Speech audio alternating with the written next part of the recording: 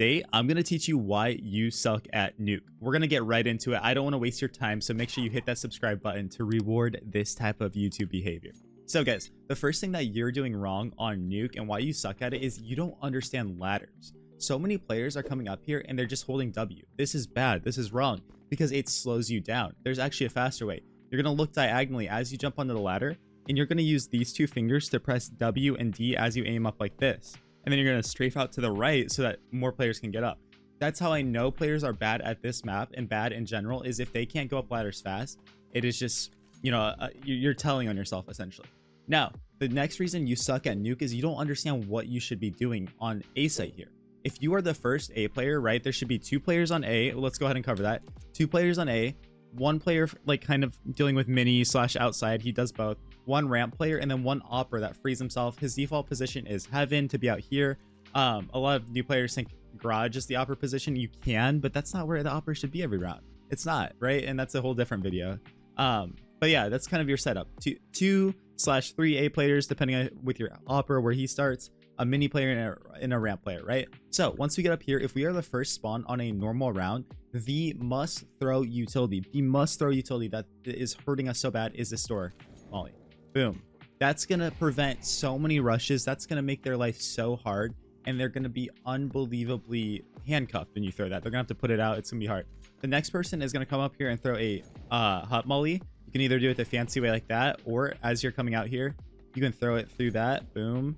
And jump up here, and maybe you're playing top hut. Doesn't matter. At the end of the day, guys, here's what you're gonna do.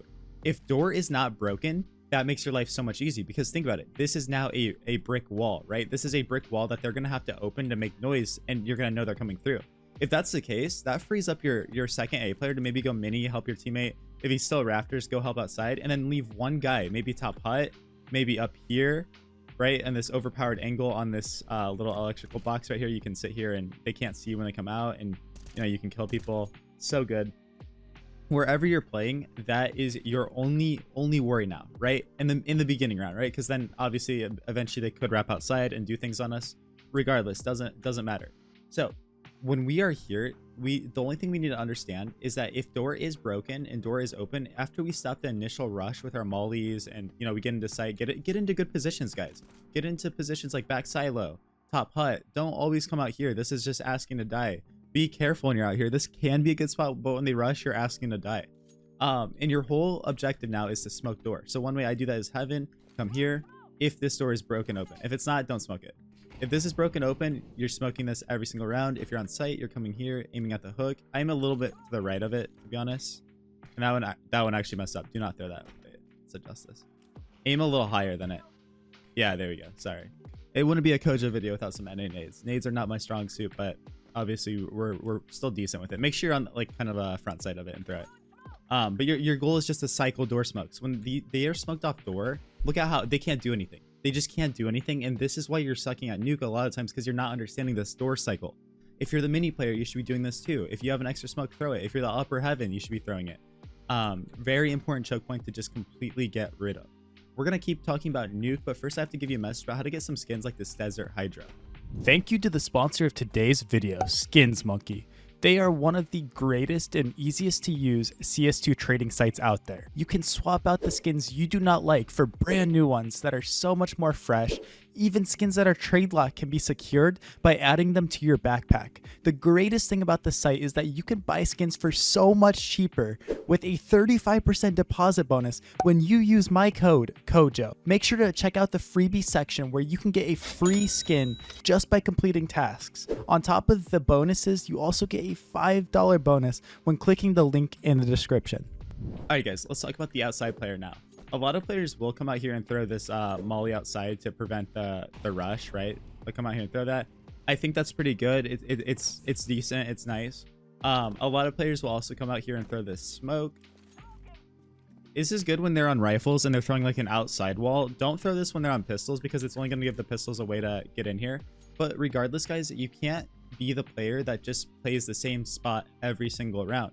I want you to actually use the smoke one of the rounds you throw it. Use the smoke up here, have a teammate go behind and flash behind you as you're fighting, maybe lurk into this spot. If you can get here, it is so overpowered, by the way. This is just the overpowered spot in this position. Absolutely incredible. But regardless, we're getting ourselves into power positions. We're throwing these smokes down to disrupt, and we're flash peeking constantly. Your heaven player, if this is you, you should be flashing outside. Flash, flash, flash. You know, the A players, they're kind of worrying about A. It's not that big of a deal. Now, if your outside player dies, it can get pretty tricky. If you're an A player, sometimes that means you got to go down vent if you can beat them and go into the secret area. If you're a ramp player, that means sometimes you got to go down. Whatever we're doing, we're asking and we're communicating. So either the ramp player or the A player goes down. Who's doing it? That's up to our communication and understanding. Are they already down? The A player can't go then. Are they not down yet? The A player could go. Are they hitting ramp every round? I don't know. So one reaction that you can make, because we got to realize, if they can be outside, if our outside player dies and we don't have this control, say our opera is like double ramp and we're double A, we got to do something, right? Because what are the T's going to do? They're going to come around heaven. They're going to wrap up there. They're going to go through mini. They're going to go down secret. We have lost map control. This is why you suck at Nuke. You're not doing anything. If your outside player dies like that, guys, do a lobby crunch mid-round. There's probably multiple people outside fighting. Come in here and fight lobby as 3 or 4. Have 2 people go through hut. If door's blown open, have one guy go door, one guy go hut, maybe a guy ramp. Be careful because your spacing is very thin with that. But the idea is we are taking the lobby space because lobby should be weak. And if we can come out here and get all the space for free, or fighting one guy, we're winning. We can at least have a chance in the round. When they wrap heaven, it's okay because we're already in positions to kind of deal with that. We already know door and lobby is clear, so we could play something like this. A lot of times with the op, when that happens, maybe sometimes I'll get into a position like this and post here. Or maybe vice versa. Maybe I'll be the heaven poster.